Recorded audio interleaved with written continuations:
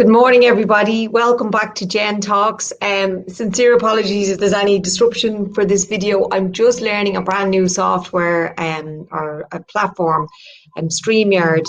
Thanks to the gorgeous Samantha Kelly from the Women's Inspire Network. I had the honour of interviewing her this morning for my Jen Talks 2 series.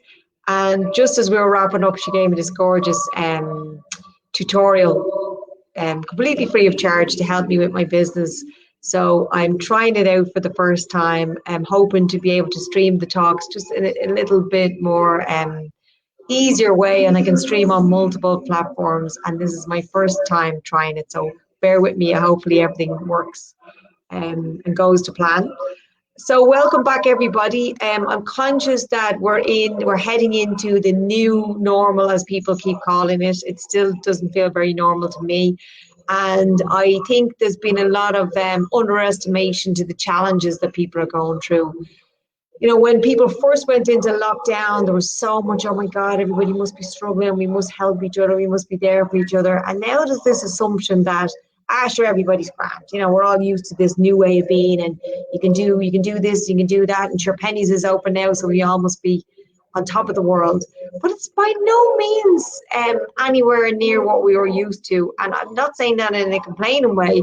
I'm just saying that in a way that if you are at home and you're still feeling like you're lost and you're struggling, and of course your children are home, the children aren't back to school, you know, the crashes aren't open yet, there's still a huge journey, there's still a huge mountain that people are climbing at the moment.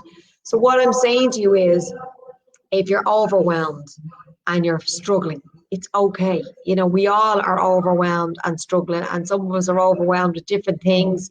I'm overwhelmed, kind of, I feel like I've run out a bit of runway. I had all these kind of things that I was going to do for my business while lockdown was on. And of course, the beautiful weather really distracted me. So now I'm like, oh, I'm back. Things are getting back to normal now. I really should have this, and this done. And I don't have half as many things done that I promised myself I would. And of course, the challenge there is whether I beat myself up with a stick over it, or I say, okay, what have you got done? Focus on what you have actually achieved, which is a huge amount, and what needs to get done, and what is a realistic time frame to get that done. And, you know, does that really need to get done, or was that just an aspiration or a mad idea that you had one morning in the shower, Jenny? You know, ask yourself those questions. And then really what I did, and it doesn't matter whether it's to do with your business or it's to do with your home. I mean, it's people that I meet all the time, parents that are saying to me, oh, I promised myself I'd have the book list sorted, or I promised myself I'd have the house done up or the back garden painted, or, you know, and none of those jobs are done, or only half of those jobs are done.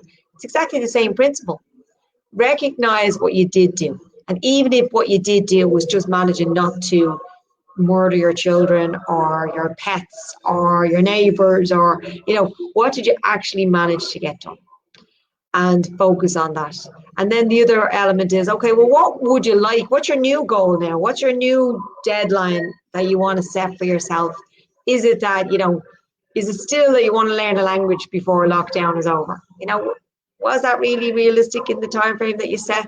Or, you know, have you learned some of a language since lockdown was on, or whatever that goal was that you set? And then ask yourself then, what is your new what's your new goal? So what I love, I run a monthly network, it's actually a course, it's called Make Every Month Matter. And we meet on a monthly basis, and we're physically getting together in July, which is fabulous, where we'll come together and we look at the month that has gone past and say, okay, how did that pan out? What did I manage to achieve? What worked for me? What didn't work for me? And then we look at the month ahead and we say, okay, we're heading into, say, July now.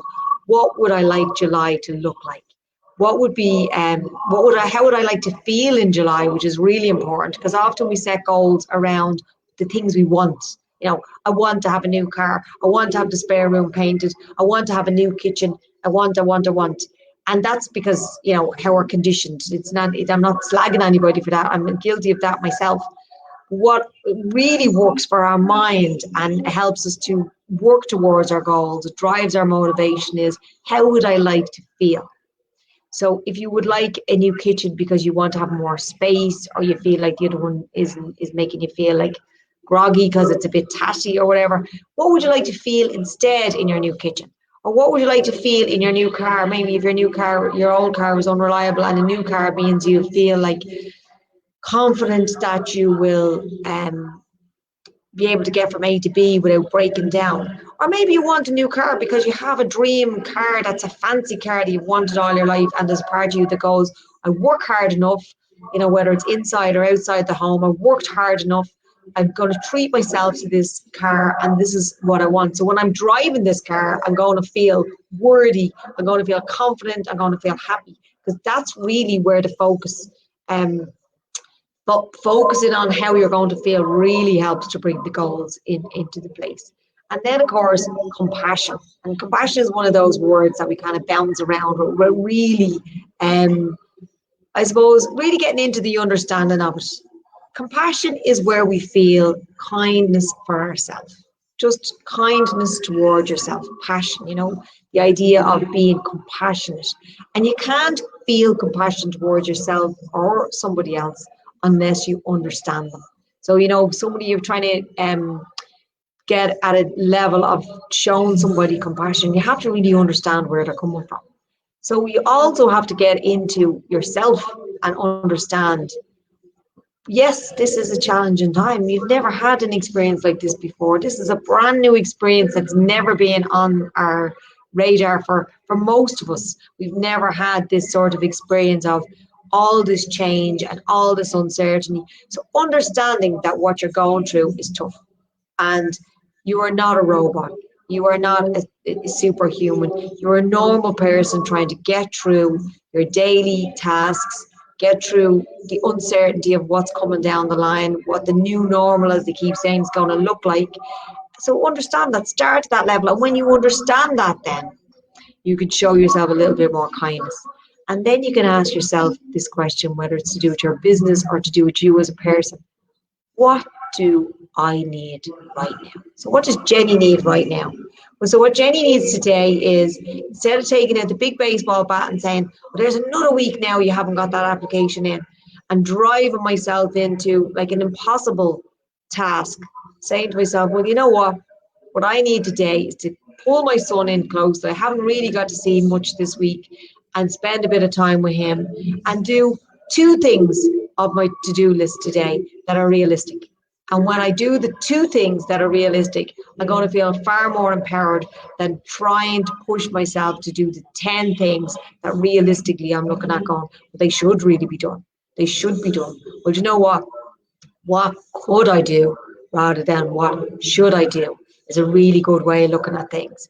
So my Friday now looks like me wrapping up the office when I finish this video, going home, spending time with my grandkids and my son, and then 2 things on my to-do list are bringing the books back to the school and heading into town for an appointment. But it's a personal appointment, it's not a work appointment.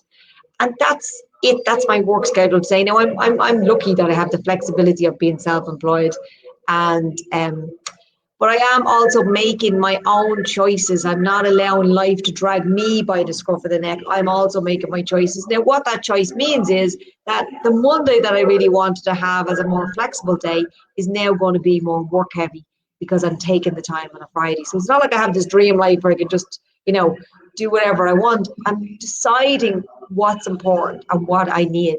And what I need after a week of working pretty long days and pretty long, working into the evening, that this is my day to kind of allow myself a little bit of time for me. What do I need? I need that time so that when I go into my weekend, I go in a little bit more refreshed. There's something left in the tank. And where that space comes from is me pausing and thinking about what it is that I need, showing myself that compassion and kindness. So if I could urge you in the challenges that lie ahead and in the challenges that you have now, to try and bring that kindness. And here's a great question. What's the one thing that you could do for yourself today? What's the one kind thing that you could do for yourself today? And of course, the words always come up, oh, well, I've nobody to help me, and I can't do this and I can't do that.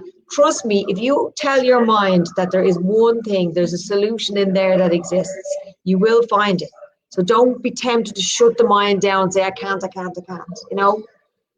try and look at it from the point of view of, so even if it just means having a bath. Oh yeah, but I can't because I've got a small child. Really?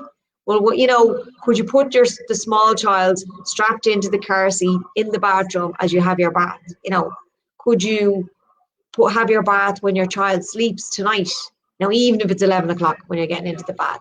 I'm not saying that they're ideal options, but they're still options. There's always an option if you keep your mind open for the options. So I urge you, and if you can't make it today, I get it. I've given you short notice on this challenge. Try and even pick the weekend. So you've got Friday, you've got Saturday, you've got Sunday. Ask yourself, what do I need? Whether it's personally or professionally, you know, if you're running a business or you're working in an organization, there's something you need to do. And obviously you can do both if you choose.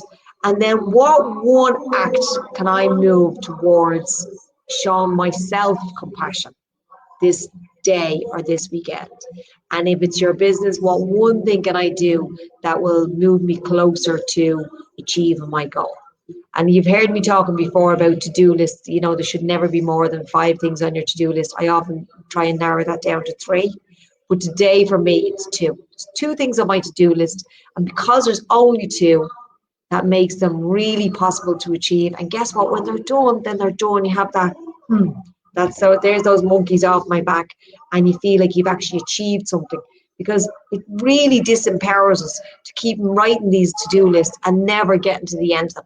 So ticking things off your to-do list, believe it or not, physically ticking things off your to-do list, it releases endorphins in your brain. I don't know if you know that. And then, of course, the power, the feeling of confidence and that you're on top of things, just managing to get to the end of a to-do list is really powerful. Don't underestimate that power. But the ultimate key is for me to reach out and say to you, it's nobody is flying through this whole thing. Maybe they're flying today, maybe yesterday they had a day of overwhelm, tomorrow might be their pajamas and their hun-bun day. You know, we're all struggling in our own ways, so it's okay to feel like you're struggling and you haven't got this whole new normal down. And in that, recognizing and understanding that it is a challenging time, bring that kindness and compassion and focus to what you actually need to get done. So I hope you enjoyed the talk today, the words of wisdom. Thank you so much for Breda and Hazel and Kay for joining me and posting your supportive comments. I really appreciate that. The other thing I just want to remind you about is my monthly wellbeing network.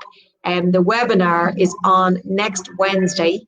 It's from 7 to 8:30 again. I'll stay on the call till about 9 to answer questions, but the actual talk is only an hour and a half.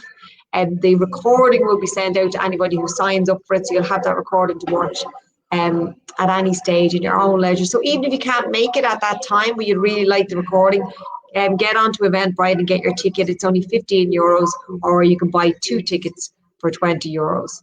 The other thing I also want to say to you is this week I've been posting an interview where I've been interviewed an inspiring woman, Kerry McWilliams from Northern Ireland. She runs a non-profit organisation called Lightwork, and her website is lightworkni.org. It's well worth a listen. She also, her big area of work at the moment during lockdown is family coaching, where she offers therapeutic coaching to families as a unit, and she does amazing work. So if you're having any kind of major issues or challenges within the family and you need some extra help, I would 100% say listen to that video and make up your own mind. I'm not telling you what to do. Listen to the interview. It's called Jen Talks to Kerry. It's on my YouTube channel. It's also on my social media platforms. If you are heading to my YouTube channel, please give me a like and a subscribe. I'm trying to get my subscribers up to 100 subscribers so that I can name my channel. That would be fantastic. That would be a great gift if you could do that for me. And it's also on Kerry's platforms as well, so have a listen out for that. I also mentioned I've just interviewed Samantha Kelly from the Women's Inspire Network. I won't be posting that video today. I'll be posting that next week to give you something to enjoy. So we're looking forward to watching this space. I've also got some amazing people lined up for my Jen Talks series, my Jen Talks 2 series. So stay tuned, and with this new streaming channel that I'm using, you should be able to get notifications of when I'm planning on broadcasting, and you'll get reminders. So that will make it much easier to access the Gen Talks and the Gen Talks 2 series. So thanks guys for your time and attention today. Be kind, be safe and happy and healthy. And I will talk to you again on Gen Talks. I'm only doing Gen Talks on a weekly basis now. And also to say to you that have a fabulous weekend, whatever you get up to. And I look forward to connecting with you again next week. So again, thank you so much for your time, support and encouragement today. Bye now.